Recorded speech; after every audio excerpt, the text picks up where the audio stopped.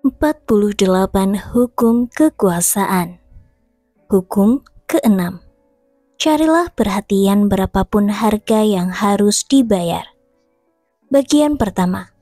Kelilinglah nama Anda dengan sensasi dan skandal. Buatlah orang lain tertarik kepada Anda dengan menciptakan image yang tak terlupakan dan bahkan kontroversial. Pancinglah skandal. Lakukan apapun untuk membuat image Anda tampak lebih hebat dan lebih cemerlang daripada image orang-orang di sekeliling Anda. Jangan bedakan berbagai jenis perhatian. Nama buruk jenis apapun akan memberikan Anda kekuasaan. Lebih baik difitnah dan diserang, alih-alih diabaikan. Ketaatan kepada hukum ini. P.T. Barnum, seorang pakar pertunjukan perdana abad 19 di Amerika, memulai karirnya sebagai seorang asisten pemilik sirkus Aaron Turner. Pada tahun 1836, sirkus itu mampir di Annapolis, Maryland, untuk menggelar serangkaian pertunjukan. Pada pagi hari pertunjukan perdana, Barnum berjalan-jalan di kota itu sambil memakai setelan jas hitam baru. Banyak orang mulai mengikutinya. Seseorang di tengah gerombolan orang yang berkumpul berteriak bahwa ia adalah pendeta Ephraim ke Avery, seorang pria bernama buruk yang dibebaskan dari tuduhan pembunuhan tetapi masih dianggap bersalah oleh sebagian besar penduduk Amerika. Gerombolan massa yang marah merobek-robek setelan jas Barnum dan siap menghajarnya. Setelah memohon dengan putus asa beberapa kali, akhirnya Barnum meyakinkan mereka untuk mengikutinya ke sirkus, di mana ia bisa menegaskan identitasnya. Setelah tiba di lokasi sirkus, Turner tua menegaskan bahwa semua ini hanyalah lelucon iseng belaka. Ia sendirilah yang telah menyebarkan gosip bahwa Barnum adalah Avery. Gerombolan massa itu bubar, tetapi Barnum yang hampir tewas tidak merasa geli. Ia ingin tahu apa yang telah menyebabkan bosnya melakukan trik semacam itu. "Tuan Barnum," sahut Turner, "semua ini demi kebaikan kita. Ingatlah bahwa yang kita butuhkan untuk menjamin kesuksesan hanyalah nama buruk." Dan semua penduduk di kota itu memang membicarakan tentang lelucon tersebut. Dan sirkus itu penuh sesak malam itu dan setiap malam sirkus itu menggelar pertunjukan di Annapolis. Barnum telah mendapat pelajaran yang takkan pernah ia lupakan. Kongsi bisnis besar pertama Barnum adalah Museum Amerika. Koleksi barang aneh yang terletak di New York. Pada suatu hari seorang pengemis mendekati Barnum di jalanan. Alih-alih memberinya uang, Barnum memutuskan mempekerjakannya. Setelah membawanya kembali ke museum, ia memberi pria itu 5 buah bata dan menyuruhnya berputar beberapa balok dengan perlahan. Pada titik-titik tertentu, ia harus meletakkan sebuah bata di trotoar dan selalu memegang satu bata di tangannya. Dalam perjalanan pulang, ia harus mengganti setiap bata di jalan dengan bata yang ia pegang. Sementara itu, ia harus tetap bertampang serius dan tidak menjawab pertanyaan apapun. Setelah kembali ke museum, ia harus memasukinya, berjalan berkeliling di dalamnya, lalu pergi lewat pintu belakang dan melakukan tindakan yang sama lagi. Pertama kali pria itu berjalan di jalanan, beberapa ratus orang mengamati gerakannya yang misterius. Keempat kalinya, ia berkeliling di jalanan. Para pejalan kaki mengerumuninya dan memperdebatkan apa yang sedang ia lakukan. Setiap kali ia memasuki museum itu, ia diikuti oleh orang-orang yang membeli tiket masuk museum agar mereka bisa terus mengamatinya. Banyak di antara mereka terpecah perhatiannya oleh koleksi museum dan tetap berada di dalam museum. Sebelum penghujung hari pertama, pria pembawa bata itu telah menarik perhatian lebih dari 1.000 orang ke dalam museum. Beberapa hari kemudian, polisi memerintahkannya berhenti berjalan-jalan. Gerombolan orang yang mengikutinya menghalangi lalu lintas. Tindakan meletakkan bata itu berhenti, tetapi ribuan penduduk New York telah memasuki museum tersebut. Dan banyak di antara mereka menjadi penggemar PT Barnum. Barnum menyuruh sekelompok musisi bermainkan lagu di sebuah balkon yang menghadap ke jalan di bawah sebuah spanduk besar yang bertuliskan musik gratis bagi jutaan orang. Alangkah murah hatinya, pikir penduduk New York. Jadi mereka berbondong-bondong menonton konser gratis. Tetapi Barnum berusaha keras menyewa musisi terburuk yang bisa ia temukan.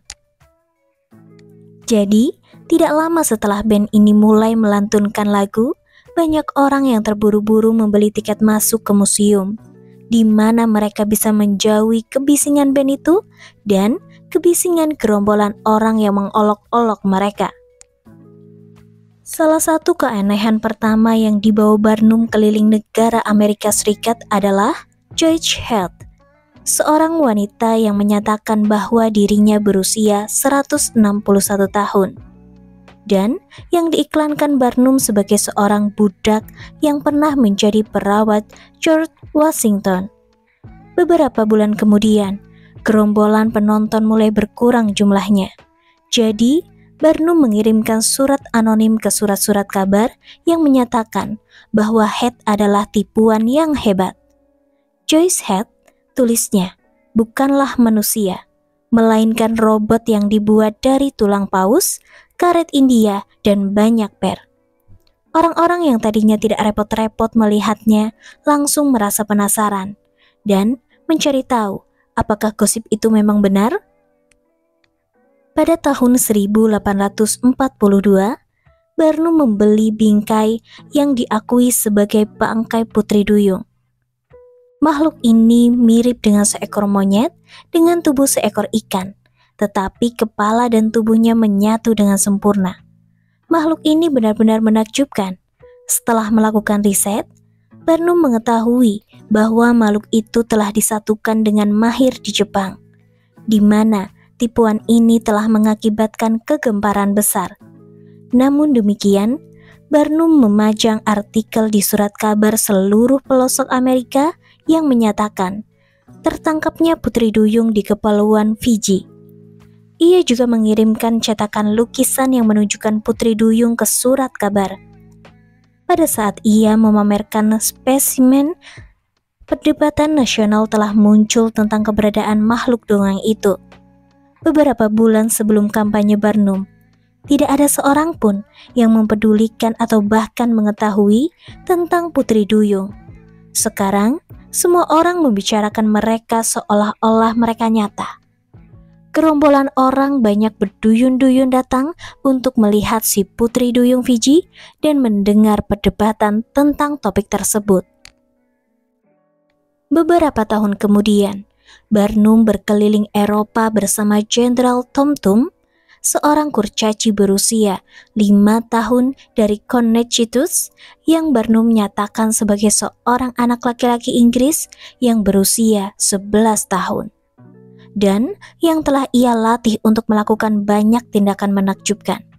Selama tur ini, nama Barnum menarik amat banyak perhatian sehingga Ratu Victoria sendiri suri teladan ketenangan hati, meminta bertemu 4 mata dengannya dan kurcacinya yang berbakat di istana Buckingham. Pers Inggris mungkin telah mengolok-olok Barnum, tetapi Victoria dihibur olehnya dan menghormatinya selamanya. Kunci kekuasaan terlihat lebih gemilang dibanding orang-orang di sekeliling Anda adalah suatu keahlian yang bukan merupakan keahlian bawaan. Anda harus belajar menarik perhatian, seperti magnet menarik besi. Pada awal karir Anda harus menghubungkan nama dan reputasi Anda dengan suatu kualitas, satu image yang membedakan Anda dari orang lain. Image ini bisa merupakan sesuatu seperti gaya berbusana khas atau sesuatu kebiasaan khusus dari kepribadian Anda yang membuat orang lain geli dan diperbincangkan oleh mereka. Setelah image itu terbentuk, Anda memiliki penampilan tempat di langit bagi bintang Anda. Merupakan kekeliruan yang lazim dibayangkan bahwa penampilan aneh Anda ini sebaiknya tidak kontroversial. Bahwa diserang entah bagaimana merupakan kejadian buruk. Teori itu keliru total. Untuk menghindari menjadi seorang yang menggembar-gemborkan diri namun kemudian gagal dan mencegah orang lain agar tidak lebih terkenal dari Anda tidak boleh mendiskriminasikan jenis perhatian yang berbeda. Pada akhirnya, setiap jenis perhatian pasti menguntungkan Anda.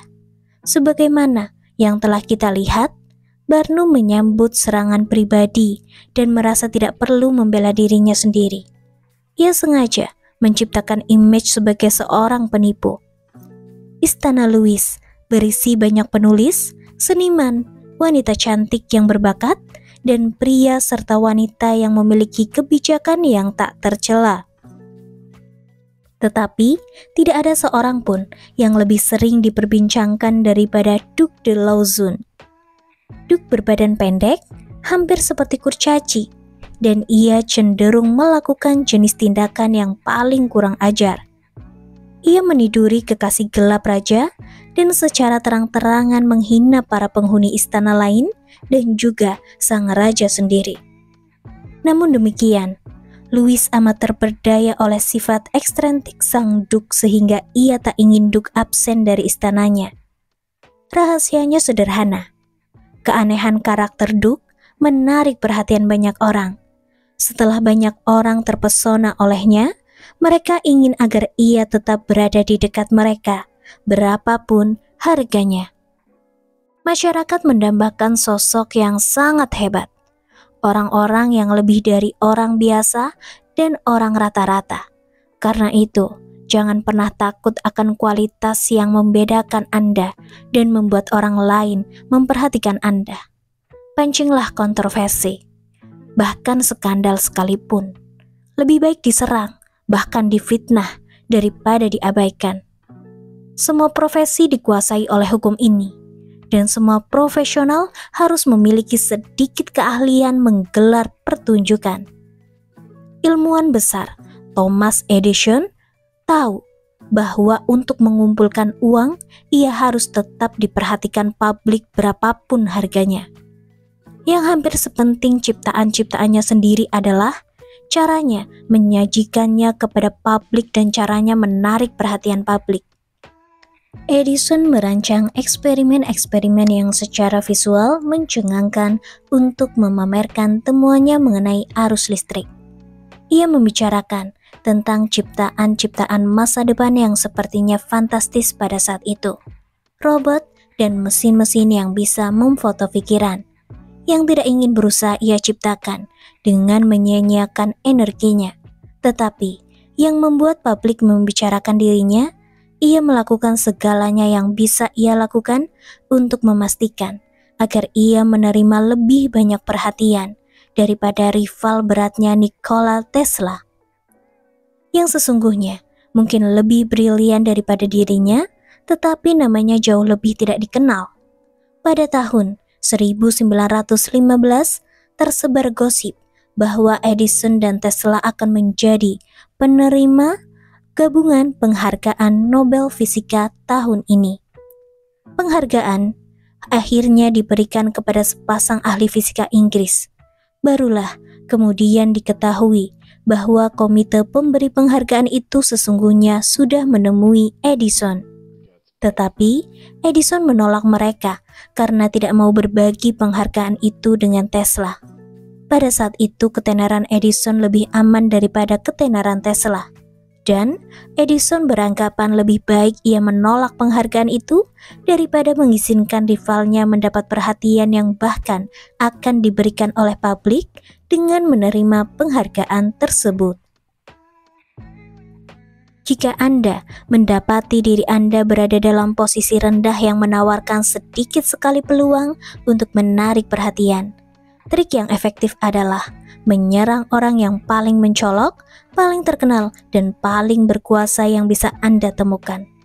ketika Pietro Aretino, seorang bocah pelayan Roma pada awal abad 16, ingin menarik perhatian sebagai penulis syair. Ia memutuskan menerbitkan serangkaian puisi sindiran yang mengolok-olok paus dan kasih sayangnya kepada seekor gajah piaraannya.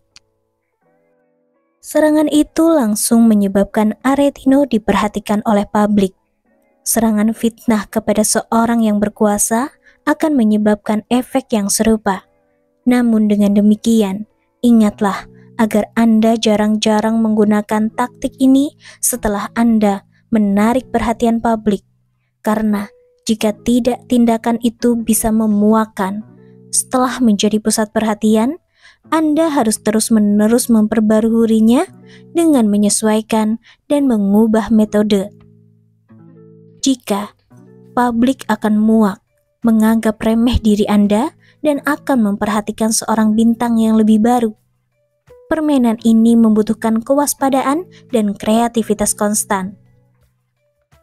Pablo Picasso tidak pernah membiarkan dirinya tidak diperhatikan.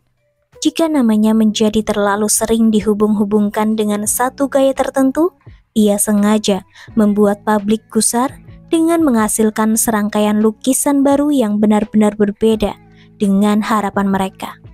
Ia yakin bahwa lebih baik menciptakan sesuatu yang jelek dan mengusik daripada membiarkan para penikmatnya terlalu familiar dengan hasil karyanya. Pahamilah hal ini. Banyak orang merasa superior daripada orang yang tindakannya bisa mereka prediksikan. Jika Anda menunjukkan kepada mereka siapa yang memegang kendali dengan menunjukkan sesuatu yang bertentangan dengan harapan mereka, Anda memperoleh penghormatan mereka dan mengencangkan genggaman Anda terhadap perhatian singkat mereka. Bagian kedua, menciptakan aura misteri. Di dunia yang semakin biasa-biasa saja dan familiar, sesuatu yang tampak seperti teka-teki pasti langsung menarik perhatian. Jangan pernah tunjukkan dengan terlalu jelas apa yang sedang Anda lakukan atau hendak Anda lakukan. Jangan tunjukkan semua kartu Anda. Aura misteri meningkatkan keberadaan Anda dan juga menciptakan antisipasi. Semua orang pasti mengamati Anda untuk mengetahui apa yang terjadi kemudian. Pergunakan misteri untuk memperdaya, merayu, bahkan menakuti orang lain. Ketaatan kepada hukum ini. Sejak tahun 1905, mulai tersebar gosip di seluruh pelosok Paris tentang seorang gadis Oriental muda yang menari di rumah pribadi. Dibalut cadar yang lambat laun ia lepaskan. Seorang jurnalis lokal yang pernah melihat gadis itu menari melaporkan bahwa seorang wanita dari timur jauh telah datang ke Eropa syarat dengan parfum dan perhiasan untuk memperkenalkan sebagai kekayaan warna-warni dan kehidupan Oriental ke tengah masyarakat yang jenuh di kota-kota besar Eropa. Tidak lama kemudian, semua orang mengetahui nama si penari. Namanya Matahari. Pada awal tahun itu, pada musim dingin, sedikit penonton pilihan berkumpul di sebuah ruang tamu yang dipenuhi patung-patung India dan barang-barang peninggalan lain selagi orkestra memainkan musik yang diilhami oleh melodi-melodi Hindu dan Jawa. Setelah membuat penonton menunggu dan bertanya-tanya, Matahari tiba-tiba muncul dengan kostum yang mengejutkan. Brak katun putih yang ditutupi perhiasan India, pita-pita dengan batu mulia di pinggang yang meliliti sebuah sarung yang menampakkan sebagian tubuhnya dan juga menutupi bagian tubuh tertentu, dan gelang-gelang di lengan atasnya. Kemudian, Matahari menari dengan gaya yang belum pernah dilihat oleh siapapun di Prancis sebelumnya. Sekujur tubuhnya berayun seolah ia sedang dihipnotis. Ia memberitahu penontonnya yang girang dan penasaran bahwa tariannya menceritakan kisah-kisah dari mitologi India dan dongeng rakyat Jawa. Tidak lama kemudian, orang-orang terbaik di Paris dan para duta besar di daratan Di kejauhan, diundang ke ruang tamu itu, di mana tersebar gosip bahwa matahari sesungguhnya melakukan tarian suci secara telanjang. Publik ingin tahu lebih banyak tentangnya. Ia memberitahu para jurnalis bahwa sesungguhnya ia adalah keturunan Belanda, tetapi bertumbuh besar di Pulau Jawa. Ia juga membicarakan tentang waktu yang ia habiskan di India, bagaimana ia mempelajari tarian suci Hindu di sana, dan bahwa para wanita India bisa menebak lurus sambil menunggung kuda dan mampu berhitung dengan logaritma dan membicarakan filsafat. Sebelum musim panas tahun 1905, meskipun baru sedikit penduduk Paris yang benar-benar melihat matahari menari, namanya sudah diperbincangkan oleh semua orang. Saat matahari bersedia lebih sering diwawancara, kisah tentang asal-usulnya terus-menerus berubah. Ia bertumbuh besar di India. Ibunya adalah putri seorang putri Jawa. Ia tinggal di Pulau Sumatera di mana ia menghabiskan waktunya dengan berkuda sambil memegang pistol di tangannya dan mempertaruhkan nyawanya. Tidak ada seorang pun yang tahu informasi yang pasti tentang dirinya, tetapi para jurnalis tidak keberatan dengan perubahan biografinya. Mereka membandingkannya dengan seorang dewi India, makhluk dari halaman Baudelaire. Apapun imajinasi mereka ingin lihat dalam diri wanita misterius dari timur ini. Pada bulan Agustus 1905, matahari menggelar pertunjukan untuk pertama kalinya di muka publik. Gerombolan orang yang berbondong-bondong ingin menontonnya pada malam pembukaan pertunjukan menyebabkan kericuhan. Sekarang ia telah menjadi sosok pemimpin sekte yang menimbulkan banyak penirunya. Seorang pengulas menulis, matahari melambangkan semua puisi India, ilmu mistiknya, gairahnya, dan pesonanya yang menghipnotis.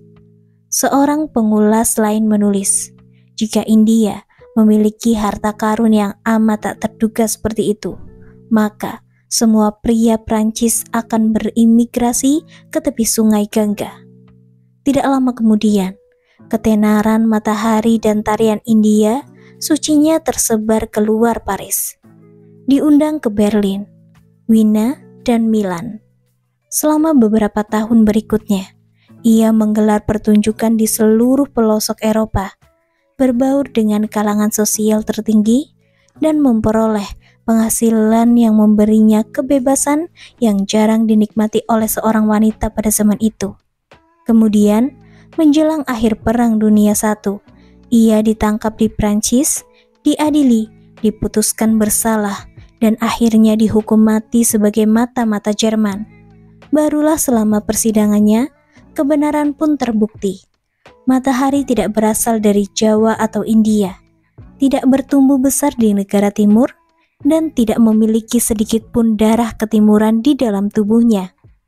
Nama aslinya adalah Margaretha Zell, dan ia berasal dari provinsi Utara Friesland, Holland. Kunci kekuasaan.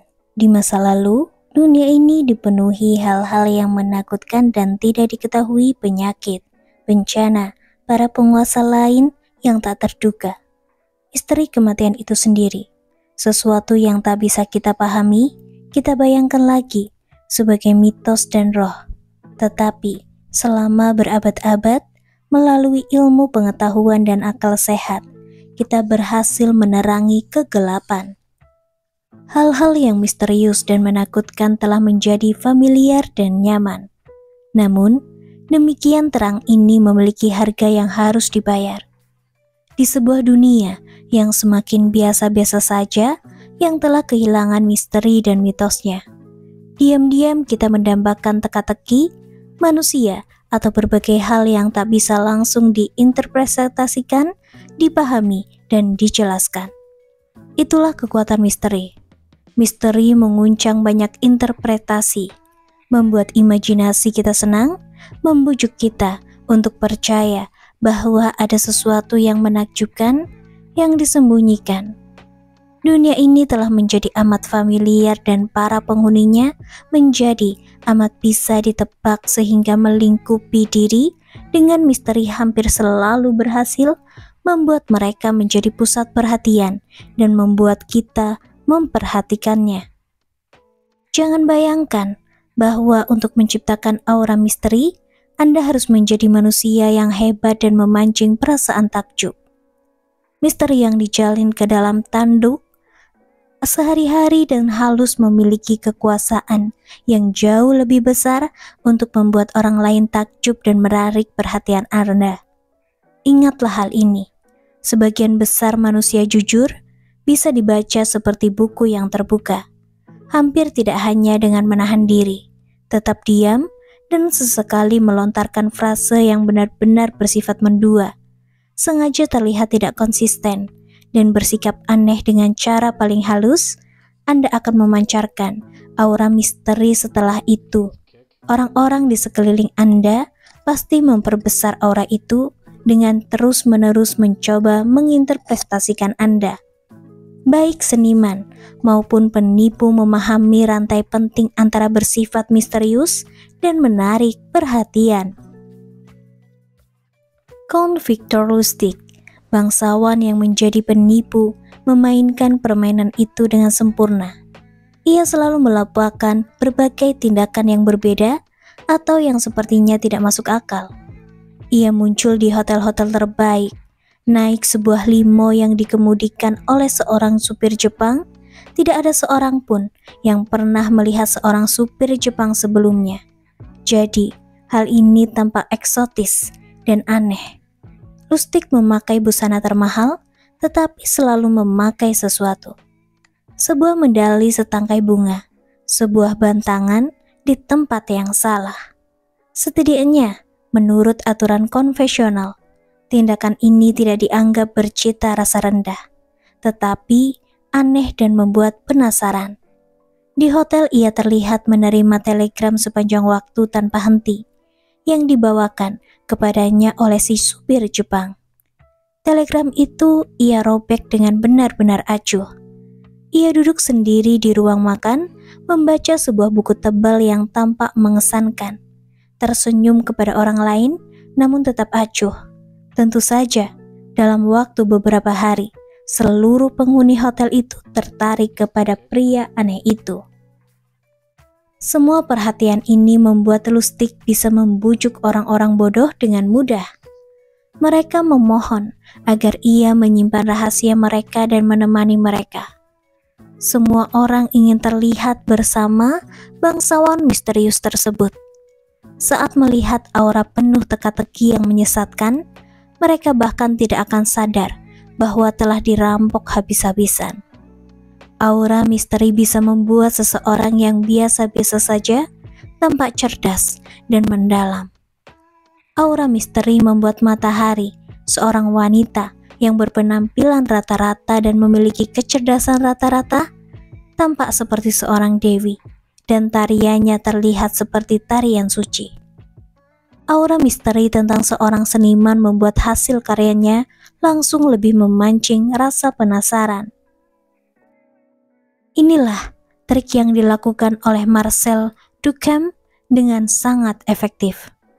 Tindakan ini amat mudah dilakukan. Terangkanlah pekerjaan Anda secara singkat, goda dan pancing gairah orang lain dengan komentar yang memikat, bahkan bertentangan. Kemudian mundurlah dan biarkan orang lain mencoba memahami semua itu. Orang misterius membuat orang lain berada pada posisi inferior. Posisi mencoba memahami mereka, hingga taraf yang tak bisa mereka kendalikan. Mereka juga memancing perasaan takut seputar apapun yang tidak pasti atau tidak diketahui.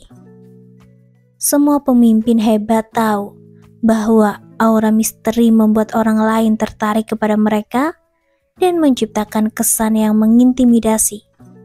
Mao Zedong, misalnya, dengan pintar mengembangkan image penuh teka-teki. Ia tidak merasa cemas jika terlihat tidak konsisten atau mengucapkan kata-kata maupun melakukan tindakan yang bertentangan. Pertentangan tindakan dan kata-katanya berarti bahwa ia selalu memiliki keuntungan dibandingkan orang lain. Tidak ada seorang pun, bahkan istrinya sendiri, yang pernah merasa memahaminya. Jadi, ia terlihat sangat hebat. Hal ini juga berarti bahwa publik selalu memperhatikannya karena mereka ingin menyaksikan langkah berikutnya. Jika kedudukan sosial Anda mencegah Anda untuk membungkus tindakan Anda dengan aura misteri secara total, setidaknya Anda harus belajar membuat diri Anda lebih tidak mencolok. Sesekali, tunjukkan sikap yang tidak sesuai dengan persepsi orang lain tentang Anda. Dengan cara ini, Anda akan membuat orang-orang di sekeliling Anda tetap defensif dan Anda memancing jenis perhatian yang membuat Anda berkuasa. Jika dilakukan dengan benar, penciptaan teka-teki juga bisa menarik jenis perhatian yang menyebabkan musuh Anda merasa ngeri.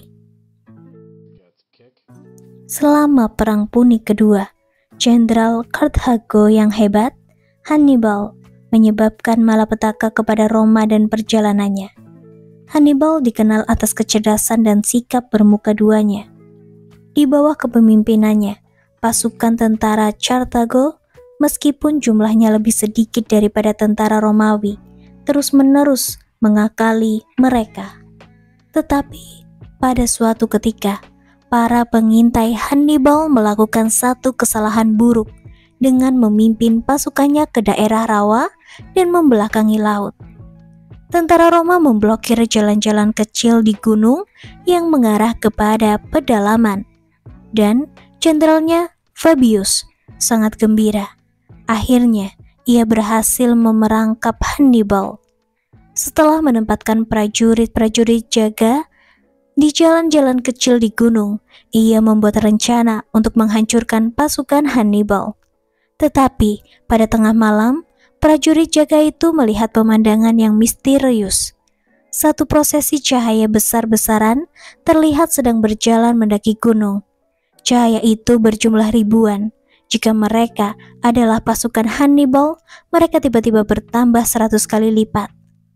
Para prajurit jaga berdebat sengit tentang maksud semua ini. Bala bantuan dari laut? Tentara yang telah bersembunyi di daerah ini? Hantu? Tidak ada penjelasan yang masuk akal.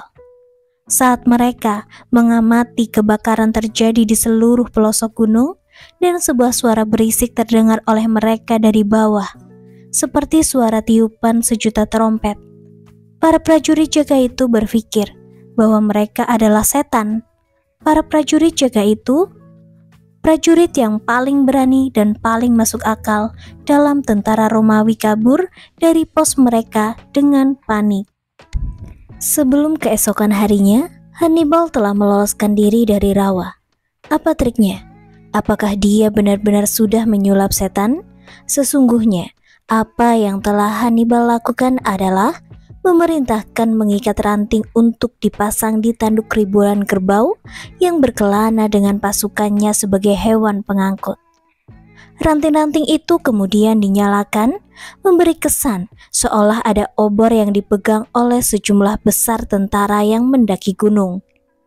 Ketika lidah-lidah api itu membakar kulit kerbau itu, mereka berlarian ke segala arah dan melenguh seperti kerbau gila dan menyebabkan kebakaran di seluruh bagian lereng gunung. Kunci kesuksesan taktik ini bukanlah obor itu, kebakaran, maupun kebisingan itu sendiri, melainkan fakta bahwa Hannibal telah menciptakan teka-teki yang menarik perhatian prajurit dan lambat laun membuat mereka takut. Dari puncak gunung mereka tak bisa menjelaskan pemandangan aneh. Jika para prajurit jaga itu bisa menjelaskannya, mereka pasti tetap bertahan di pos mereka. Jika Anda mendapati diri Anda tertangkap, terpojok, atau terdesak dalam suatu situasi, cobalah satu eksperimen sederhana. Lakukan sesuatu yang tak bisa dengan mudah dijelaskan atau ditafsirkan. Pilihlah tindakan sederhana, tetapi lakukan dengan cara yang membuat musuh Anda gelisah. suatu cara yang bisa diinterpretasikan dengan banyak cara. Jadi, niat Anda tetap kabur. Jangan hanya menjadi pihak yang tak bisa ditebak. Seperti Hannibal, ciptakanlah adegan yang tak bisa dibaca. Pasti kelihatannya tidak ada metode kesegilaan ini. Anda tidak ada sebab, tidak ada penjelasan tunggal.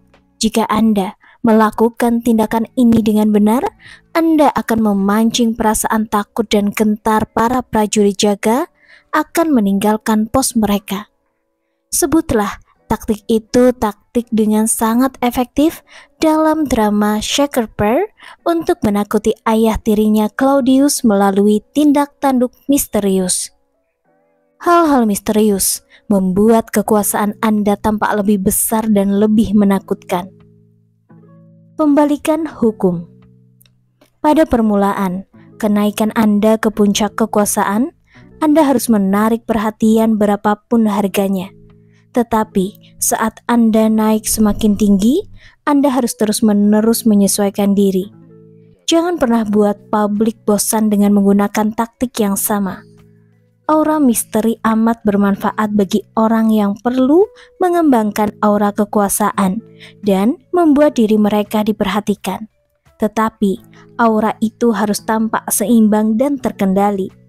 Matahari bertindak terlalu jauh dengan dustanya. Meskipun tuduhan bahwa ia adalah mata-mata merupakan tuduhan palsu. Pada saat itu, tuduhan itu merupakan dugaan yang masuk akal karena dustanya menjadikan dirinya tampak mencurigakan dan jahat. Jangan biarkan aura misteri Anda perlahan-lahan berubah menjadi reputasi sebagai penipu. Misteri yang Anda ciptakan harus tampak seperti suatu permainan yang menyenangkan dan tidak mengancam. Sadarilah, kapan misteri itu sudah terlalu berlebihan, lalu kurangi kadarnya. Ada kalanya kebutuhan untuk mendapat perhatian harus ditangguhkan, karena skandal dan nama buruk adalah hal terakhir yang ingin Anda ciptakan. Perhatian yang Anda peroleh jangan pernah menyinggung atau menantang reputasi orang-orang yang lebih hebat dari Anda. Apalagi jika kedudukan mereka aman. Anda bukan hanya akan tampak tak berharga, tetapi juga putus asa jika dibandingkan dengan mereka. Ada seni mengetahui kapan Anda harus menarik perhatian dan kapan Anda harus mundur.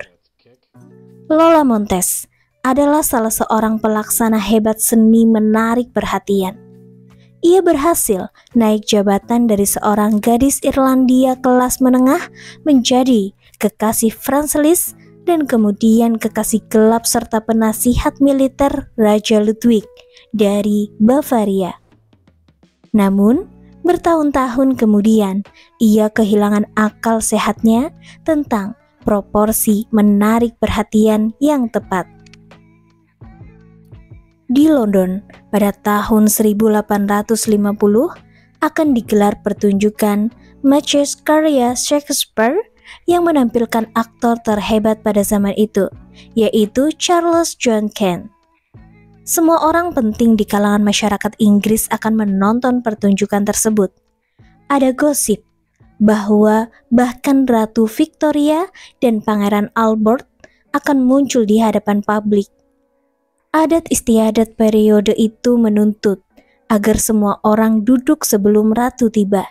Jadi, penonton tiba di sana sedikit lebih awal, dan ketika sang ratu memasuki balkon kerajaan, mereka mengamati semua penonton berdiri dan bertepuk tangan untuknya.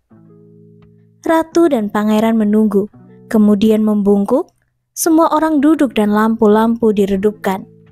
Kemudian, mendadak semua pasang mata tertuju ke sebuah balkon di seberang balkon sang ratu. Seorang wanita muncul dari kegelapan dan duduk setelah sang ratu duduk. Wanita itu adalah Lola Montes. Ia memakai tiara berlian di atas rambut gelapnya dan mantel bulu panjang. Semua penonton berbisik-bisik takjub saat mantel bulu tercelai dilepaskan. Dan terlihatlah gaun beludru merah tua yang berpotongan leher rendah. Dengan memalingkan kepala mereka, penonton tahu bahwa sang ratu dan pangeran sengaja tidak memandang balkon yang ditempati Lola. Mereka mengikuti teladan Victoria.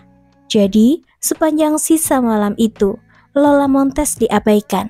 Setelah malam itu berakhir, tidak ada seorang pun di kalangan atas yang berani terlihat bersama-sama Lola.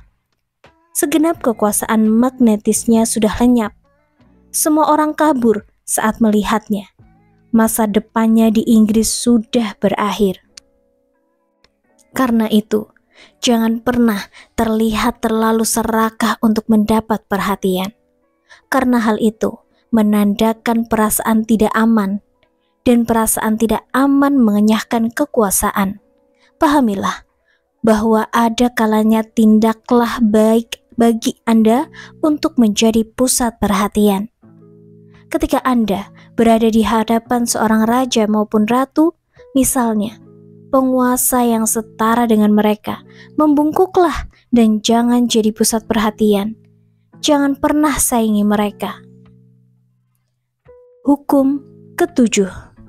Mintalah orang lain bekerja keras bagi Anda, tetapi senantiasalah terima pujian atas keras mereka. Pelanggaran dan ketaatan kepada hukum ini. Pada tahun 1883, seorang ilmuwan Serbia muda bernama Nikola Tesla bekerja untuk divisi Eropa perusahaan Continental Edison. Ia adalah seorang pencipta brilian dan Charles Batchelor, seorang manajer pabrik dan teman pribadi Thomas Edison, membujuknya agar sebaiknya ia mengadu nasib di Amerika dan memberinya surat perkenalan kepada Edison sendiri. Jadi, dimulailah kehidupan penuh kesengsaraan dan penderitaan yang berlanjut hingga kematian Tesla. Ketika Tesla bertemu Edison di New York, si pencipta yang terkenal itu mempekerjakannya secara langsung. Tesla bekerja 18 jam sehari, menemukan berbagai cara untuk memperbaiki dinamo Edison yang primitif. Akhirnya, ia menawarkan diri mendesain ulang secara total dinamo itu.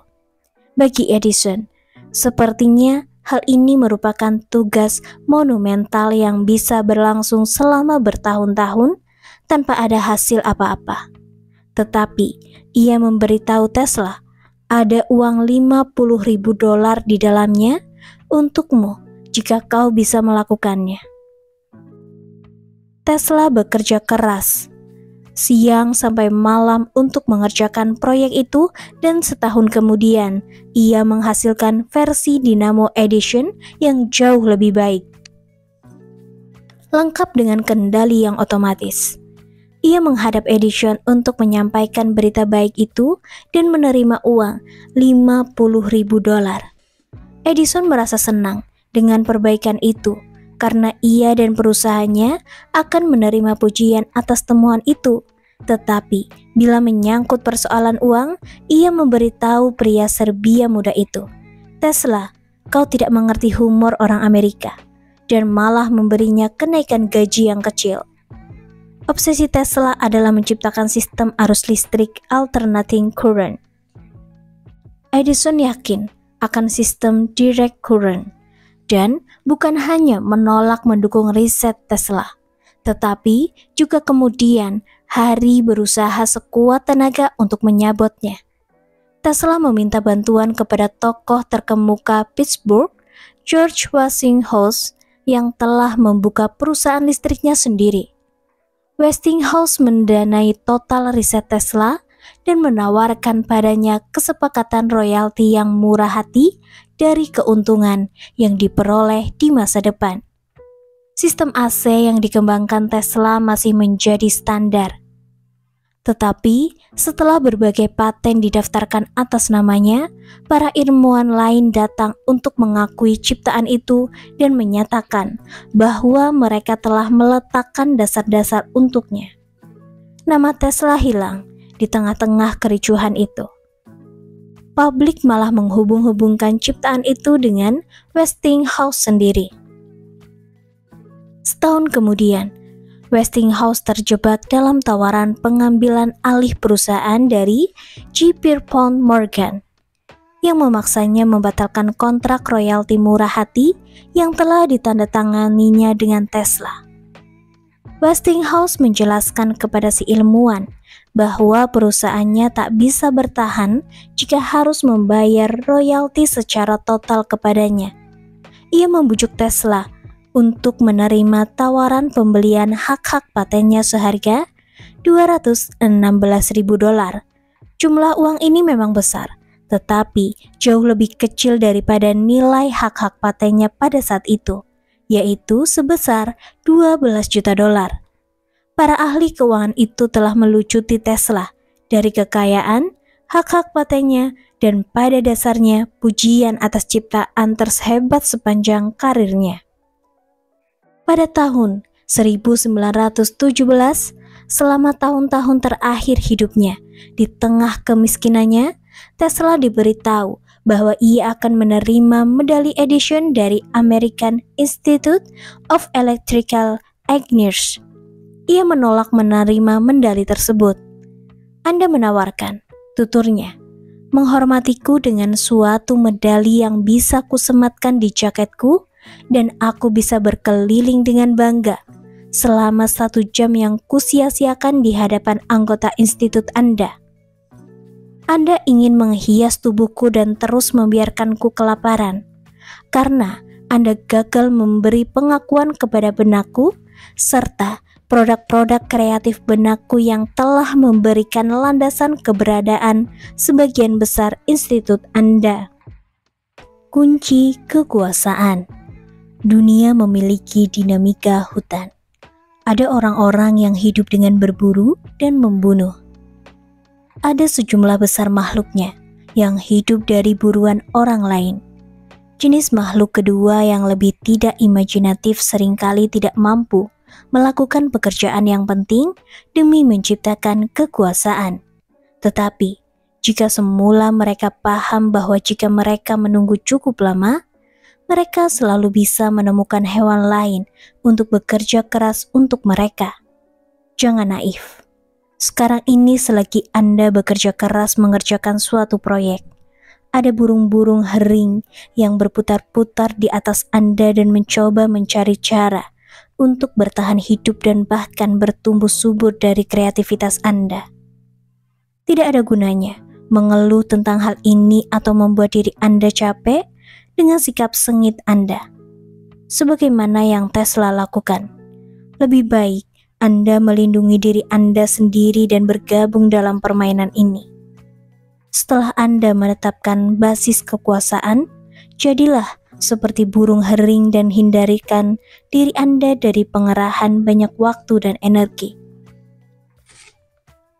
Di antara kedua kutub dalam permainan ini, salah satunya bisa digambarkan dengan contoh si penjelajah Vasco Nunes di Bilbao. Bilbao memiliki obsesi menemukan El Dorado, sebuah kota besar legendaris yang amat kaya. Pada awal abad 16, setelah mengalami banyak cobaan dan hampir mati, ia menemukan bukti satu kerajaan besar dan kaya raya di Meksiko Selatan, di daerah yang sekarang disebut Peru. Dengan melakukan kerajaan ini, kerajaan Inca dan merebut emasnya, ia akan mengangkat dirinya sebagai Cortes berikutnya. Masalahnya, bukan saat ini menemukan berita tentang hal ini terbesar kepada ratusan penakluk lain. Ia tidak mengerti bahwa separuh dari inti permainan itu adalah menyembunyikan temuannya dan dengan hati-hati mengamati orang-orang di sekitarnya. Beberapa tahun setelah ia menemukan lokasi kerajaan Inca, seseorang tentara pasukannya sendiri, Francisco Pizarro, membantu menyuruhnya dipenggal atas tuduhan pengkhianatan. Pizarro kemudian mengambil apa yang telah berusaha ditemukan oleh Bilbao selama bertahun-tahun. Kutub satunya adalah seniman Peter Paul Rubens yang pada akhirnya masa karirnya mendapati dirinya dibanjiri permintaan lukisan. Ia menciptakan satu sistem, Di studionya yang besar, ia memperkerjakan lusinan pelukis luar biasa. Yang satu ahli melukis jubah, yang satunya ahli melukis latar belakang, dan seterusnya. Ia menciptakan jalur produksi besar-besaran di mana sejumlah kanvas besar bisa dilukis pada saat yang sama. Ketika seorang klien penting mengunjungi studionya, Rubens mengusir para pelukis sewaannya hari itu. Selagi sang klien mengamati dari sebuah balkon, Rubens bekerja dengan kecepatan luar biasa dan dengan energi yang luar biasa. Sang klien pergi dengan perasaan takjub terhadap pria yang luar biasa ini yang bisa melukis amat banyak karya agung dalam waktu sesingkat itu. Inilah intisari hukum ini. Belajarlah membuat orang lain bekerja keras bagi Anda dan juga terima pujian atas hasil kerja keras Anda. Maka Anda akan terlihat memiliki kekuatan dan kekuasaan seperti dewa. Jika Anda sanggup, penting bagi Anda untuk melakukan semua pekerjaan itu sendiri, Anda tidak akan bisa maju pesat, dan Anda akan menderita nasib seperti Balboa dan Tesla. Temukanlah orang-orang yang memiliki keahlian dan kreativitas yang tidak Anda miliki. Pekerjaan mereka sambil tetap menerima pujian atas hasil karya mereka, atau temukan cara untuk merebut hasil karya mereka dan mengakuinya sebagai hasil karya Anda sendiri. Setelah itu, kreativitas mereka menjadi milik Anda, dan Anda pasti tampak jenius di mata dunia. Ada satu penerapan lain hukum ini yang tidak membutuhkan pemanfaatan kerja keras orang lain seperti parasit. Manfaatkan masa lalu, gudang luas pengetahuan dan kebijaksanaan. Isaac Newton menyebut tindakan ini sebagai berdiri di atas bahu para raksasa. Maksudnya adalah dalam penemuannya. Ia melandaskan kepada prestasi orang lain. Ia tahu bahwa sebagian besar dari aura kejeniusannya disebabkan oleh kemampuan dan kelihayannya untuk memanfaatkan sebaik-baik wawasan ilmuwan kuno. Ilmuwan abad pertengahan dan ilmuwan zaman Renaissance. Shakespeare meminjam plot pelukisan watak dan bahkan dialog dari Plutarch di antara para penulis lain. Karena ia tahu bahwa tidak ada seorang pun yang lebih hebat dari Plutarch dalam penulis psikologi ringan dan kutipan cerdas. Berapa banyak penulis lagi di kemudian hari yang pada gilirannya meminjam dari menjadi plagiat karya Shakespeare. Kita semua tahu bahwa sangat sedikit politikus masa kini yang menulis pidato mereka sendiri. Kata-kata mereka sendiri tidak akan bisa membuat mereka memperoleh satu suara pun. Kefasihan dan kecerdasan mereka, apapun yang mereka tunjukkan merupakan hasil kerja keras penulis pidato mereka. Orang lain yang bekerja keras dan merekalah yang menerima pujian. Keuntungannya adalah bahwa inilah jenis kekuasaan yang tersedia bagi semua orang. Belajarlah memanfaatkan pengetahuan masa lalu, maka Anda akan terlihat seperti seorang jenius. Bahkan, walaupun sesungguhnya Anda hanyalah seorang peminjam yang cerdas. Para penulis yang telah menggali sifat alami manusia, penguasa kuno strategi, sejarawan kebodohan manusia, raja dan ratu yang telah belajar dari pengalaman mengenai cara menghadapi beban kekuasaan, pengetahuan, mereka sudah berdebu dan menunggu kedatangan Anda untuk memanfaatkannya. Kelihayan mereka bisa menjadi kelihayan Anda. Keahlian mereka bisa menjadi keahlian Anda. Dan mereka tidak akan pernah muncul untuk memberitahu orang lain betapa tidak orisinil sesungguhnya diri Anda sendiri. Anda bisa menjalani kehidupan dengan terhuyung-huyung, membuat banyak sekali kesalahan, membuang-buang waktu dan energi yang mencoba melakukannya, segalanya berdasarkan pengalaman Anda sendiri, atau Anda bisa memanfaatkan pengetahuan masa lalu. Seperti yang pernah dikatakan oleh Bismarck, orang bodoh berkata, bahwa mereka belajar dari pengalaman. Aku lebih memilih mendapat keuntungan dari pengalaman orang lain. Pembalikan hukum. Pastikan agar Anda tahu kapan membiarkan orang lain menerima pujian sesuai dengan tujuan Anda amatlah penting bagi Anda agar tidak bersikap serakah jika ada seorang master yang lebih hebat dari Anda. Kunjungan bersejarah Presiden Richard Nixon ke negara Republik Rakyat Cina pada dasarnya merupakan idenya. Tetapi, mungkin ide itu tidak akan pernah muncul jika bukan karena diplomasi lihai Henry Kissinger. Kunjungan itu pun tidak akan pernah sukses tanpa keahlian Kissinger. Namun demikian, ketika tiba saatnya untuk menerima pujian, Kissinger dengan lihai membiarkan Nixon menikmati pujian itu, karena tahu bahwa kebenaran pasti terkuak di kemudian hari. Kissinger berhati-hati agar ia tidak membahayakan posisinya pada jangka waktu singkat dengan menjadi pusat perhatian. Kissinger memainkan permainan dengan mahir. Ia menerima pujian atas kerja keras orang-orang yang posisinya lebih rendah darinya. Tetapi, ia murah hati dengan membiarkan orang-orang yang posisinya lebih tinggi darinya untuk menerima pujian atas kerja kerasnya sendiri. Begitulah cara yang cepat untuk memainkan permainan ini. Hukum ke-8. Usahakan agar orang lain mendatangi Anda pergunakan umpan bila perlu. Ketaatan kepada hukum ini. Pada Kongres Wina tahun 1814, penguasa utama di Eropa berkumpul untuk membagi-bagikan sisa kerajaan Napoleon yang runtuh.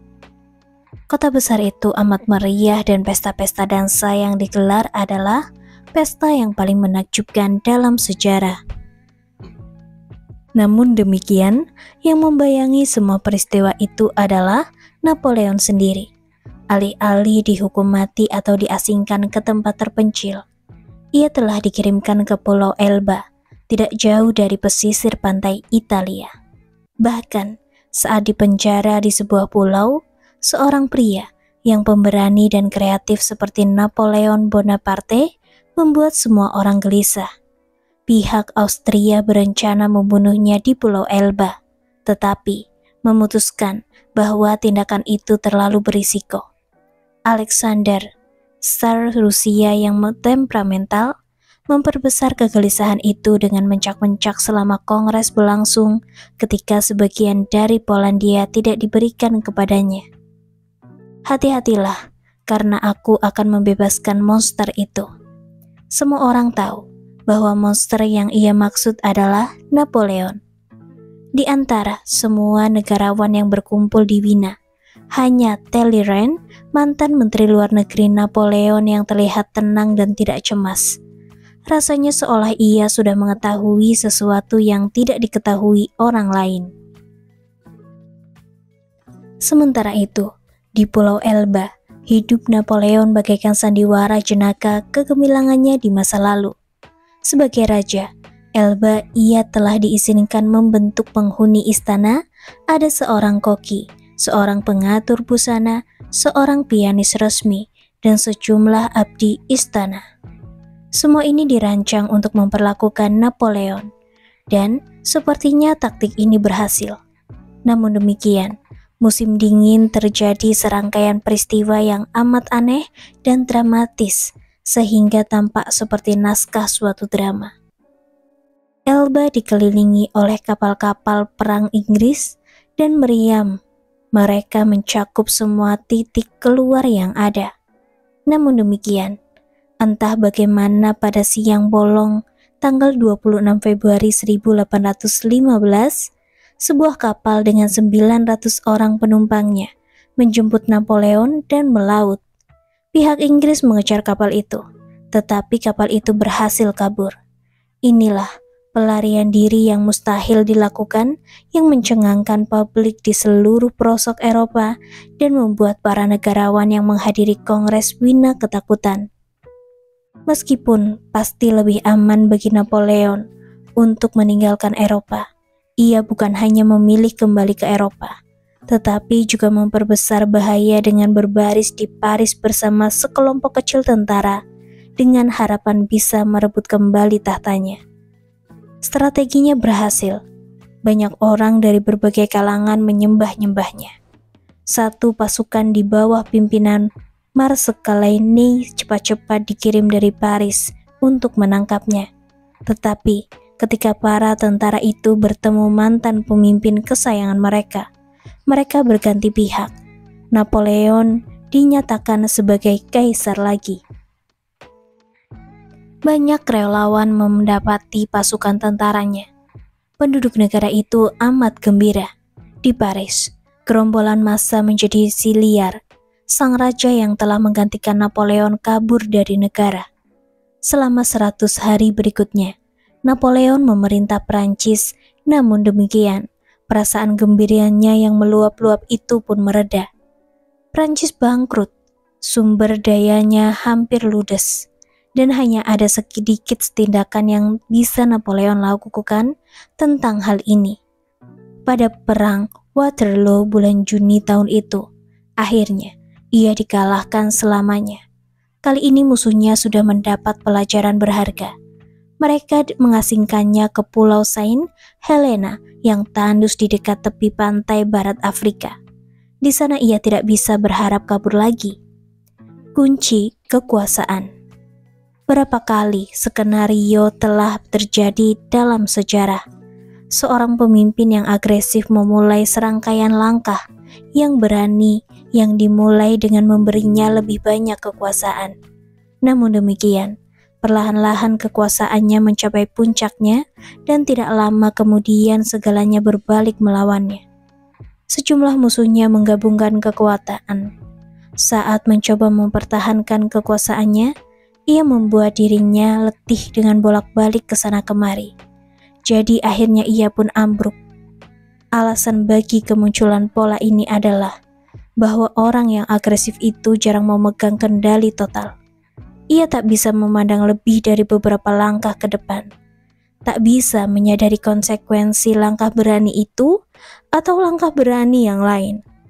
Karena ia selalu terpaksa bereaksi terhadap langkah-langkah kelompok musuhnya yang semakin besar dan terhadap konsekuensi tindakan sembrononya sendiri, dan ia terprediksi akan energi agresifnya malah merugikannya.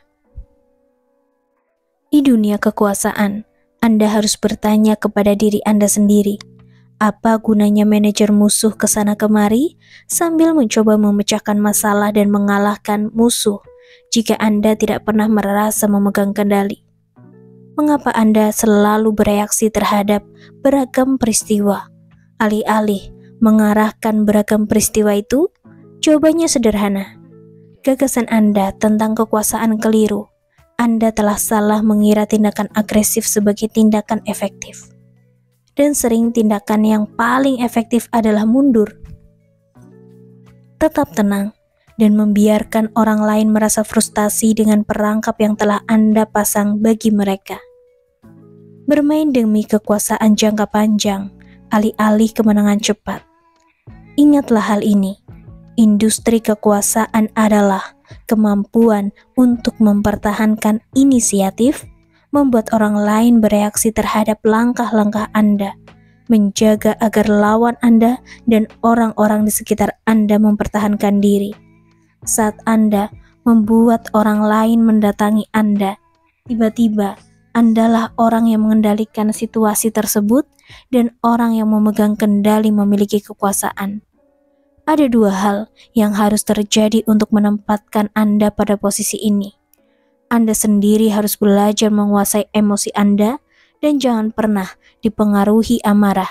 Namun demikian, sementara itu, Anda harus memanfaatkan kecenderungan alami orang lain untuk bereaksi marah saat didesak dan diberi umpan.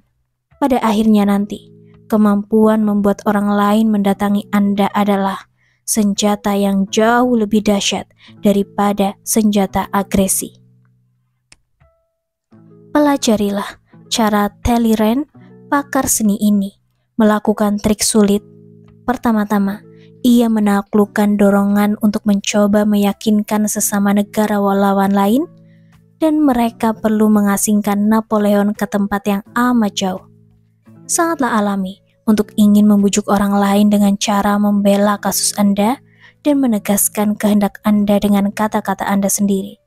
Tetapi, seringkali tindakan ini malah merugikan Anda. Sangat sedikit rekan sezaman Talleyrand yang percaya bahwa Napoleon masih merupakan ancaman.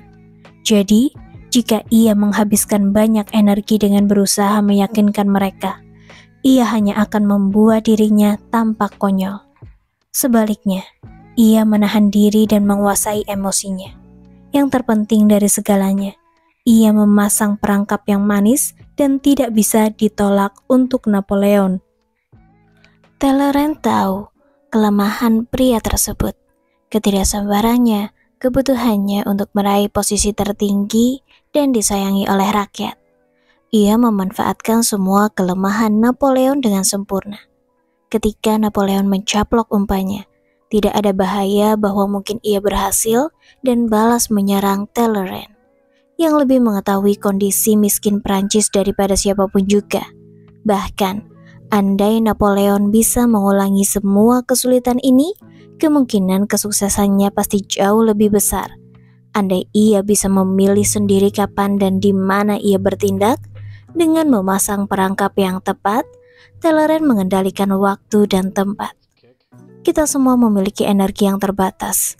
Ada kalanya energi kita berada pada puncaknya ketika Anda membuat orang lain mendatangi Anda. Ia membuat dirinya letih dengan menyia-nyiakan energinya dalam perjalanan. Pada tahun 1905, Rusia dan Jepang berperang. Pihak Jepang baru-baru ini mulai memodernisasikan kapal perang mereka. Jadi, pihak Rusia memiliki angkatan laut yang lebih kuat. Tetapi, dengan menyebarkan informasi palsu, Marsekal Jepang Togo Haichiro mengumpan pihak Rusia untuk meninggalkan pelabuhan mereka di Selat Baltik. Membuat mereka yakin bahwa mereka sanggup membantai habis pasukan Jepang dalam satu serangan cepat.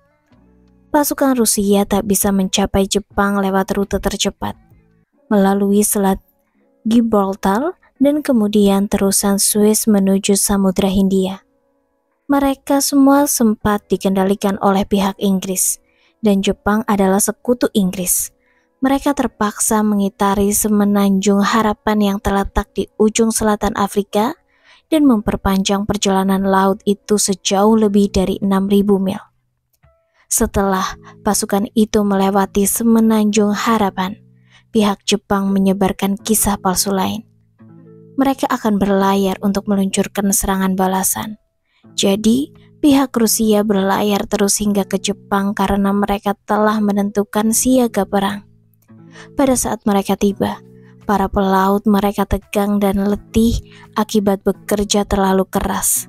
Sementara, pasukan Jepang sedang menunggu sambil ongkang-ongkang kaki.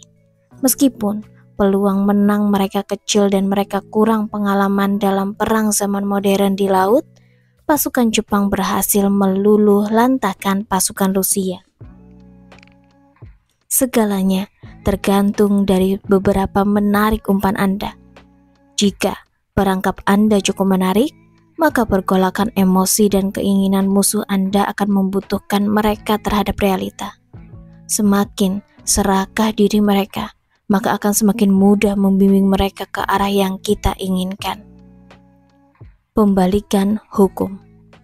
Meskipun pada dasarnya merupakan kebijakan yang lebih bijaksana untuk membuat orang lain letih dan mengejar Anda, ada kasus yang berlawanan, di mana menyerang secara mendadak dan agresif kepada musuh amat mengacaukan musuh, sehingga energinya berkurang drastis.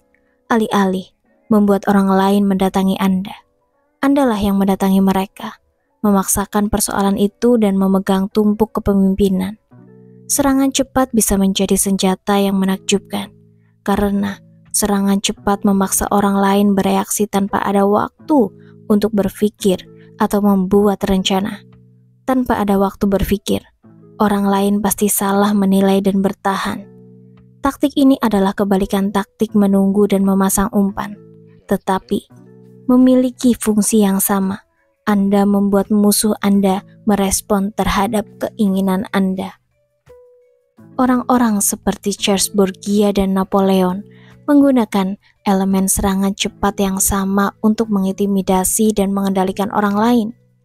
Langkah cepat yang tak diduga sebelumnya menakutkan dan mengacaukan pikiran orang lain. Anda harus memiliki taktik Anda tergantung diri situasi yang Anda hadapi. Jika Anda punya waktu yang cukup dan Anda tahu bahwa Anda dan musuh Anda setidaknya memiliki kekuatan yang sepadan, maka kurangi kekuatan mereka dengan membuat mereka mendatangi Anda. Jika Anda tidak punya waktu, musuh Anda lebih lemah dan menunggu hanya akan memberi mereka peluang untuk memulihkan diri. Jangan berikan peluang semacam itu kepada mereka. Seranglah dengan cepat, maka mereka tidak bisa lari kemana-mana. Sebagaimana yang dikatakan oleh petinju Joe Louis, dia bisa kabur, tetapi dia tidak bisa bersembunyi dariku. Hukum ke-9. Raihlah kemenangan lewat tindakan Anda. Jangan pernah menang lewat perdebatan. Pelanggaran terhadap hukum ini. Pada tahun 1301 sebelum Masehi, Konsulat Romawi Publius Crassus Dives Mucianus yang mengepung kota Pergamus di Yunani mendapati dirinya membutuhkan sebuah alat pelantak yang bisa dipergunakan untuk merubuhkan dinding kota. Ia telah melihat beberapa tiang kapal besar di sebuah gelangan kapal di Athena beberapa hari sebelumnya. Ia memerintahkan agar salah satu tiang kapal yang lebih besar langsung dikirimkan kepadanya. Insinyur militer di Athena yang menerima perintah itu merasa yakin bahwa si konsulat benar-benar menginginkan tiang yang lebih kecil. Ia selalu berdebat dengan para tentara yang menyampaikan permintaan itu. Ia memberitahu mereka bahwa tiang yang lebih kecil jauh lebih cocok untuk melakukan tugas tersebut, dan tiang itu memang lebih mudah dikirimkan. Para tentara memperingatkan si insinyur bahwa tuan mereka bukan pria yang senang dibantah, tetapi si insinyur bersikeras bahwa tiang yang lebih kecil adalah satu-satunya jenis tiang yang bisa dipergunakan bersama mesin yang ia rancang untuk tiang itu. Ia menggambarkan banyak diagram dan bahkan mengatakan bahwa ia adalah pakarnya dan mereka tidak tahu apa yang sedang mereka bicarakan. Para tentara mengenal pemimpin mereka dan akhirnya meyakinkan si insinyur bahwa lebih baik ia mematuhi perintah pemimpin mereka. Tetapi setelah mereka pergi, si insinyur memikirkannya lagi, apa gunanya? Ia bertanya kepada dirinya sendiri, mematuhi suatu perintah yang akan mengakibatkan kegagalan? Jadi ia mengirimkan tiang yang lebih kecil karena ia yakin bahwa sang konsular akan menyaksikan sendiri bahwa tiang itu jauh lebih efektif. Jadi, ia akan diberi imbalan yang adil. Ketika tiang yang lebih kecil itu tiba, Mucianus meminta penjelasan dari para tentaranya. Mereka menjelaskan padanya bahwa si insinyur berdebat tanpa henti tentang tiang yang lebih kecil itu, tetapi akhirnya berjanji mengirimkan tiang yang lebih besar. Mucianus marah-marah. Ia tak bisa berkonsentrasi kepada rencana pengepungan itu atau mempertimbangkan pentingnya mendobrak dinding kota itu sebelum kota itu menerima bala bantuan. Yang bisa ia pikirkan sekarang hanyalah si insinyur kurang ajar yang ia perintahkan untuk segera dibawa ke hadapannya. Si insinyur yang tiba beberapa hari kemudian dengan senang hati menjelaskan sekali lagi kepada si konsulat mengapa ia mengirimkan tiang yang lebih kecil. Ia terus nyerocos dan menggunakan argumentasi sama yang telah ia sampaikan kepada para tentara itu. Ia berkata bahwa lebih bijak untuk mendengarkan ucapan para pakar dalam persoalan semacam itu jika serangan itu diuji cobakan dengan alat pelantak yang telah ia kirimkan. Si konsulat tidak akan menyesalinya Musianus membiarkan pria itu menyelesaikan penjelasannya, kemudian menyuruh sang pasukan melucuti bajunya hingga ia telanjang bulat di hadapan para tentara dan menyuruhnya dicambuki dan dipukuli hingga ia mati. Ketaatan kepada hukum ini. Pada tahun 1502, di Florence, Italia, satu balok besar marmer diletakkan di departemen bengkel gereja Santa Maria del Fiore. Marmer itu tadinya merupakan sepotong batu alam yang menakjubkan. Tetapi, seorang pematung yang tidak mahir telah keliru membobar sebuah lubang di tengahnya, di mana seharusnya dibuat kedua kaki suatu sosok. Jadi, pada dasarnya, ia mutilasi kaki patung itu. Piero Soderini, wali kota Florence, telah merenung dan berusaha menyelamatkan balok marmer itu dengan menugaskan Leonardo da Vinci atau seniman besar lain untuk mengolahnya. Tetapi ia menyerah karena semua orang setuju bahwa batu itu telah rusak. Jadi, meskipun sudah membuang-buang banyak uang untuk membeli batu itu dibiarkan berdebu di lorong gereja yang gelap. Beginilah keadaannya, hingga teman-teman Michelangelo yang terkenal di Florence memutuskan menulis surat kepada seniman yang pada saat itu tinggal di Roma.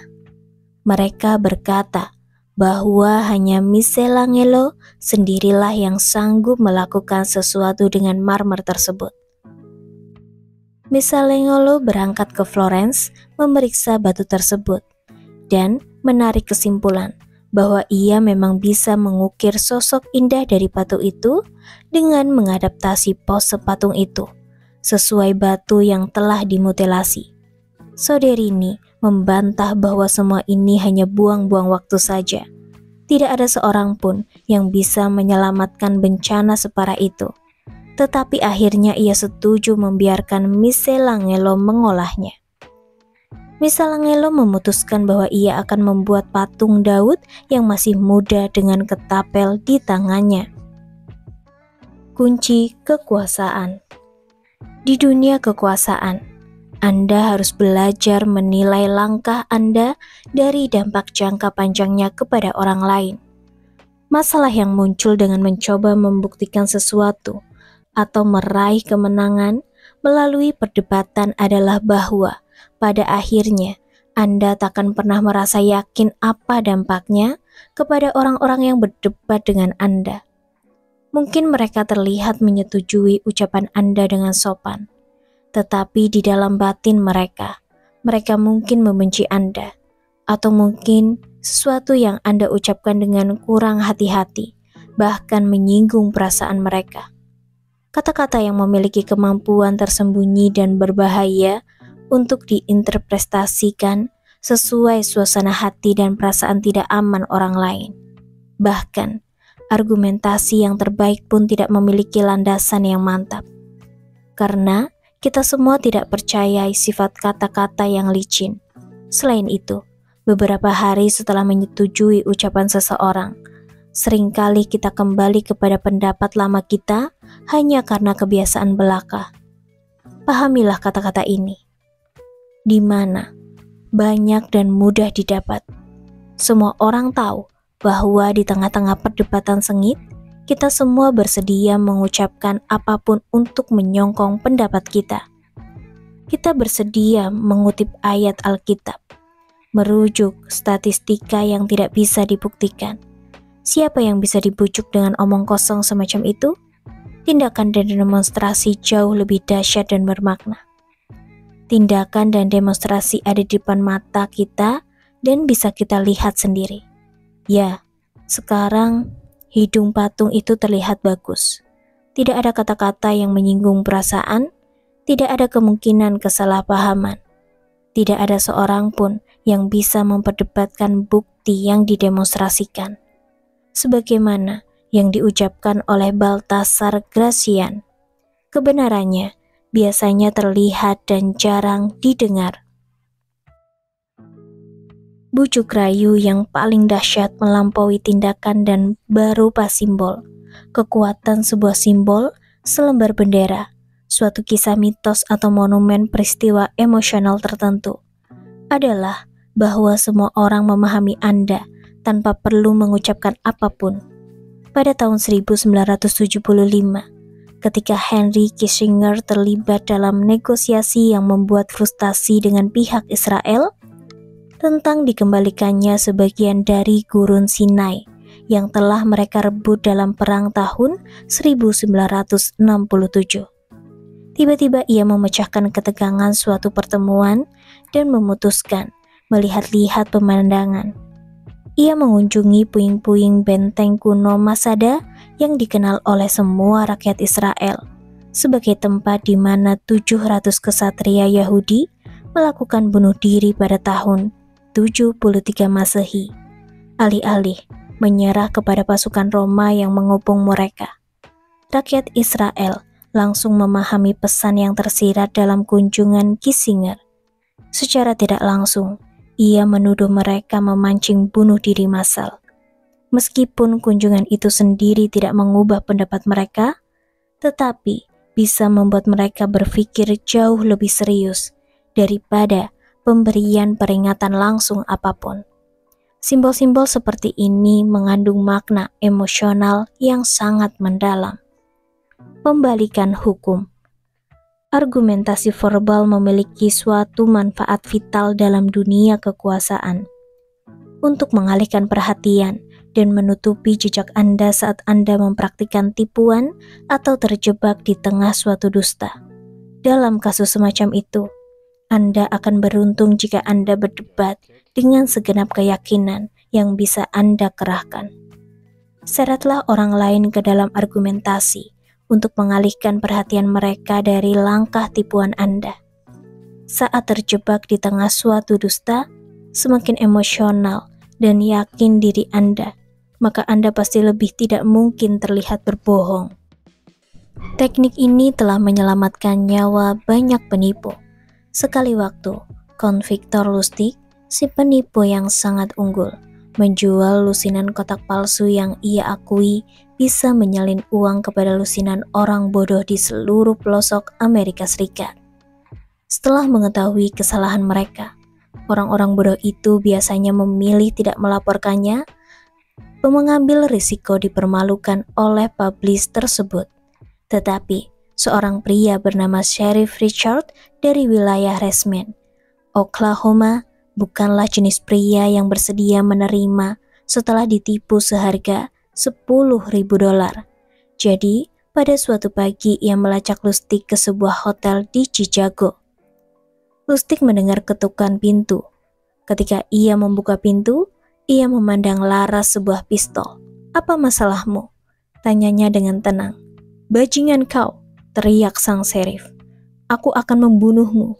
Kau menipuku dengan kotak sialanmu." Lustig berpura-pura bingung. "Maksudmu, kotak itu tidak berfungsi?" tanyanya. "Kau tahu bahwa kotak itu tidak berfungsi," sahut si sheriff. "Mustahil," sahut Lustig. "Tidak mungkin kotak itu tidak berfungsi. Apakah kau mengoperasikannya dengan benar?" "Aku melakukan tindakan yang persis seperti pertunjukanmu," sahut sang sheriff. "Tidak, kau pasti melakukan sesuatu yang salah." Perdebatan itu berlanjut terus tanpa ada akhirnya. Perlahan-lahan, laras pistol itu diturunkan.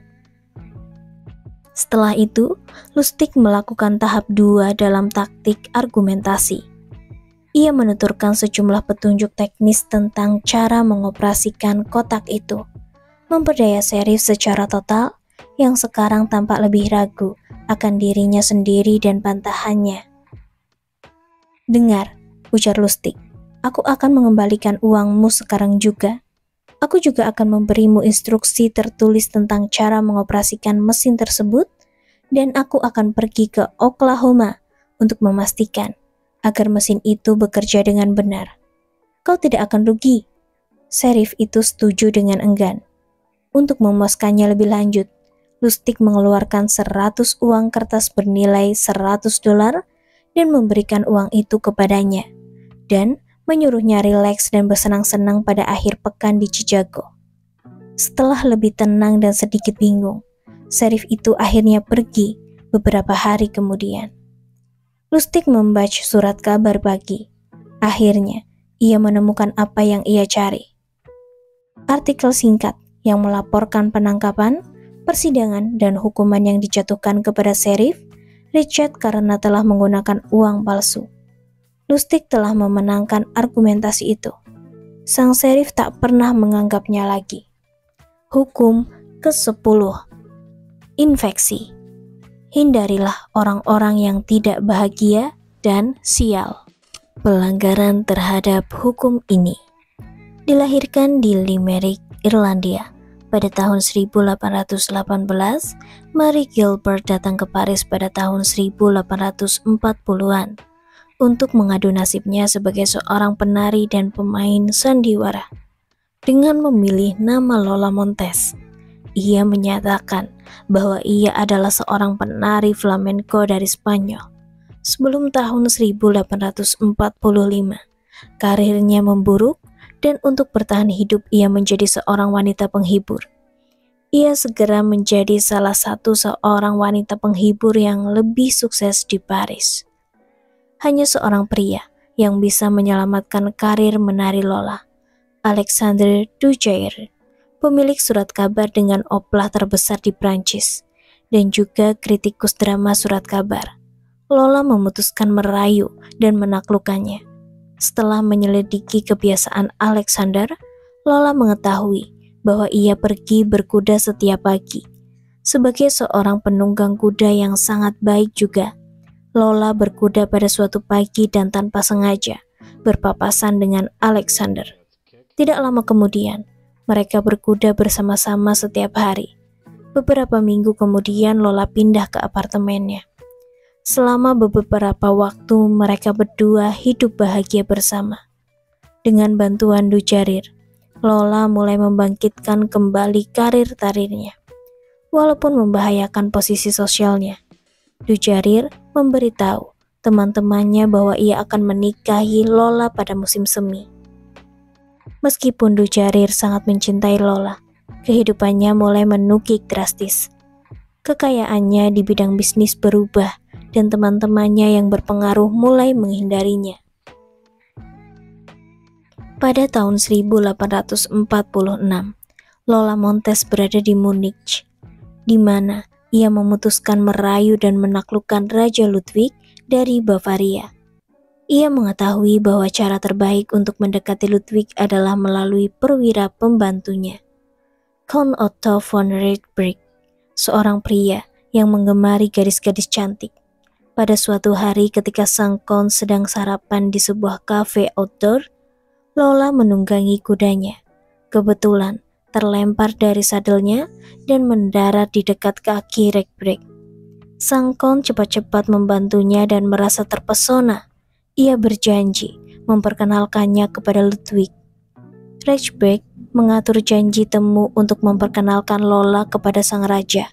Tetapi ketika Lola tiba di ruang tunggu, ia bisa mendengar raja mengatakan bahwa ia terlalu sibuk untuk menemui seorang wanita asing yang menginginkannya kemurahan hatinya. Lola mendorong para prajurit jaga itu dan tetap memasuki ruangan sang raja. Dalam prosesnya, bagian depan gaunnya entah bagaimana robek.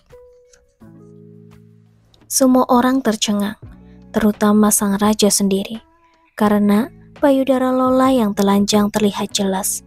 Lola pun mendapat kesempatan bertemu dengan Ludwig. 55 jam kemudian, Lola melalui debut di panggung Bavaria. Ulasan tentang pertunjukan buruk, tetapi hal itu tidak mencegah Ludwig mengatur lebih banyak pertunjukan baginya. Sesuai kata-katanya sendiri, Ludwig terpikat oleh Lola. Ludwig mulai muncul di muka publik sambil menggandeng Lola. Kemudian, ia membelikan sebuah apartemen untuk Lola dan mengisi perabotannya di salah satu jalan besar yang paling modern di Munich. Meskipun Ludwig terkenal pelit dan cenderung tidak gemar berhayal, ia memulai menghujani Lola dengan hadiah dan menulis puisi untuknya. Sekarang, sebagai kekasih gelap kesayangannya, Lola menjadi terkenal dan kaya raya dalam waktu semalam. Lola mulai tidak tahu batas. Pada suatu hari, ketika ia sedang berkuda di luar, seorang pria tua berkuda menyusulnya. Namun, pria itu sedikit terlalu lambat bagi Lola, karena tak bisa menyalip pria itu. Lola mulai memecut dengan pecut berkudanya. Pada peristiwa lain, Lola membawa anjingnya tanpa memasang tali kekangnya untuk berjalan-jalan. Anjingnya itu menyerang seorang pejalan kaki, tetapi alih-alih membantu memancing amarah para warga Bavaria yang sabar. Tetapi Ludwig tetap membela Lola dan bahkan mencoba membuatnya dinaturalisasikan sebagai seorang warga Bavaria. Rombongan raja mencoba membuat si raja menyadari bahaya hubungan asmaranya. Tetapi orang-orang yang mengkritik Lola pasti dipecat. Pada tahun 1853, Lola pindah ke California, di mana ia bertemu dan menikah dengan seorang pria bernama Pat Hull. Hubungan mereka bermasalah, sama seperti semua hubungan Lola yang lain. Dan Lola meninggalkan Hull demi seorang pria lain. Hull mabuk-mabukan dan mengalami depresi berat yang terlanjut hingga kematian 4 tahun kemudian. Padahal ia relatif masih muda. Pada usia 41 tahun, Lola membagikan baju-bajunya dan barang-barangnya yang indah dan mulai terlibat aktif dalam kegiatan keagamaan. Ia berkeliling Amerika, menyampaikan ceramah tentang topik religius, memakai baju putih dan memakai tutup kepala putih seperti halo. Ia meninggal 2 tahun kemudian pada tahun 1861. Kunci kekuasaan. Orang-orang sial di antara kita yang telah mengalami kesialan akibat situasi yang tidak bisa mereka kendalikan berhak menerima segenap bantuan dan simpati yang bisa kita berikan kepada mereka. Tetapi ada manusia yang tidak dilahirkan sial atau tidak bahagia, tetapi mengakibatkan kesialan atau ketidakbahagiaan sendiri akibat tindakan mereka yang merusak dan dampak buruk tindakan tersebut kepada orang lain. Memang bagus jika kita bisa menolong mereka, mengubah pola mereka, tetapi seringkali pola mereka lah yang akhirnya menyelusup ke dalam diri kita dan mengubah kita. Alasannya sederhana. Manusia amat rentan terhadap suasana hati, emosi, dan bahkan cara berpikir orang-orang yang menghabiskan waktu dengan mereka. Orang-orang yang selalu tidak bahagia dan tidak stabil memiliki kekuatan mempengaruhi yang sangat kuat karena karakter dan emosi mereka amat intens. Mereka seringkali menganggap diri mereka sebagai korban. Jadi, pada mulanya, sulit bagi Anda untuk menganggap masalah mereka sebagai masalah yang mereka munculkan sendiri. Sebelum Anda menyadari sifat alami masalah mereka, Anda telah terinfeksi oleh mereka. Pahamilah, dalam permainan kekuasaan, orang yang bergaul dengan Anda sangatlah penting. Risiko bergaul dengan para penyebab infeksi adalah bahwa Anda akan membuang-buang waktu dan energi yang berharga untuk mencoba membebaskan diri Anda sendiri melalui semacam perasaan bersalah yang muncul karena Anda bergaul dengan mereka. Anda juga akan menderita di mata orang lain. Jangan pernah sepelekan bahaya infeksi. Kekuatan karakter mereka sendiri yang membuat Anda terlena dan kehilangan akal sehat. Waspadalah terhadap tanda-tanda penyebab infeksi. Belajarlah menyadari ketidakpuasan di dalam diri mereka. Yang terpenting dari segalanya, jangan kasihani mereka. Jangan libatkan diri Anda dengan mencoba menolong. Si penyebab infeksi pasti tidak akan berubah, tetapi Anda akan merasa gusar. Sisi lain infeksi sama-sama berlaku dan mungkin lebih mudah dipahami. Ada orang yang menarik kebahagiaan kepada diri mereka sendiri dengan keceriaan mereka, semangat alami mereka, dan kecerdasan mereka. Mereka adalah sumber kesenangan. Anda harus bergaul dengan mereka untuk berbagi kemakmuran yang mereka pancing kepada diri mereka sendiri. Teori ini berlaku kepada lebih dari sekedar keceriaan dan kesuksesan. Semua kualitas positif bisa mempengaruhi kita. Talleyrand memiliki banyak sifat aneh yang mengintimidasi, tetapi sebagian besar orang setuju bahwa ia lebih murah hati, mempesona, dan lihai daripada semua orang Prancis lain. Ia memang berasal dari salah satu keluarga bangsawan tertua di negara itu. Dan meskipun ia mempercayai demokrasi dan Republik Prancis, ia mempertahankan kesopan santunannya di istana. Rekan sezamannya, Napoleon, dalam banyak hal bertentangan dengannya. Ia adalah seorang petani dari Korsika yang pendiam dan tidak tahu terima kasih, bahkan sangat kejam. Tidak ada seorang pun yang lebih dikagumi Napoleon daripada Talleyrand. Ia iri kepada cara menterinya menghadapi rakyat, kelihayan dan kemampuannya untuk mempesona wanita. Dengan sekuat tenaga ia mempertahankan Talleyrand di dekatnya dan berharap bisa meresapi budaya sopan santun. Kurang ia miliki. Tidak diragukan lagi bahwa Napoleon berubah selama masa pemerintahannya. Banyak sisi kerasnya diperlembut karena ia terus bergaul dengan Talleyrand. Manfaatkanlah posisi positif osmosi dengan sebaik-baiknya. Jika misalnya pada dasarnya Anda pelit, Anda tidak akan pernah melakukan sesuatu melebihi batas tertentu. Hanya orang-orang yang murah hati yang bisa meraih kehebatan. Karena itu, bergaullah dengan orang yang murah hati, dan mereka akan mempengaruhi Anda dan membuka segala sisi diri Anda yang pelit dan serba dibatasi. Jika Anda pemurung, bergaullah dengan orang-orang yang ceria. Jika Anda cenderung mengemari isolasi diri, paksa diri Anda berteman dengan orang-orang yang suka bergaul. Jangan pernah bergaul dengan orang yang memiliki kekurangan yang sama dengan Anda. Mereka akan memperkuat segalanya yang mencegah kemajuan Anda.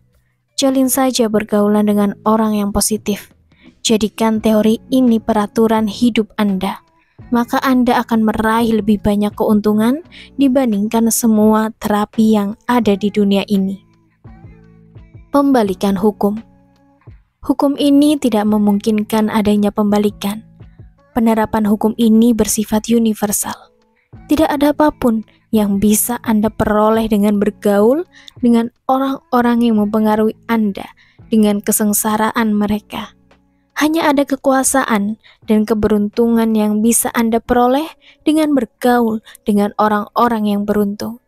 Jika Anda mengabaikan hukum ini, tanggung risikonya sendiri.